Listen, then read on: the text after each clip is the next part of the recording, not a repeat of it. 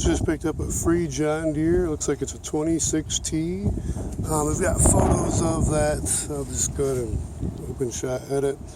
He's a little deep creep. The wheels were seized and the brush was seized. So that drive I basically just sprayed inside and the outside.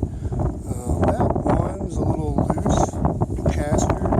Sprayed that, but that was swiveling, but both wheels don't move, they're still seized. That one was seized, but I've been able to rotate, it's not really loose, so it'll probably just come apart, see what's there for bearing packs or whatnot. Those probably need to be cleaned out.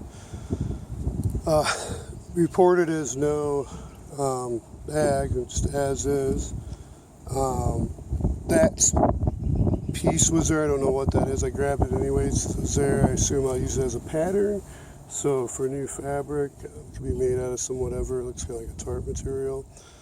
And otherwise, it looks like, from what I understand, I have no idea what this is. I don't really think I need one, but I think for free this is a good find to have. But the other thing I noticed was this is bent, so I don't know if I can, yeah, that looks right in the front end. Yeah, so that would need to be, hammered or bounced back into shape. Other than that,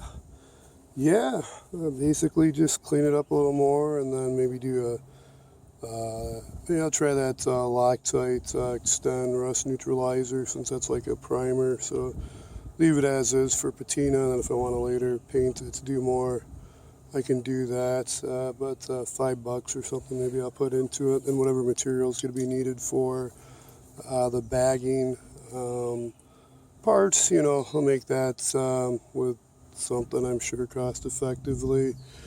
But yeah, not bad for free. It's pretty cool.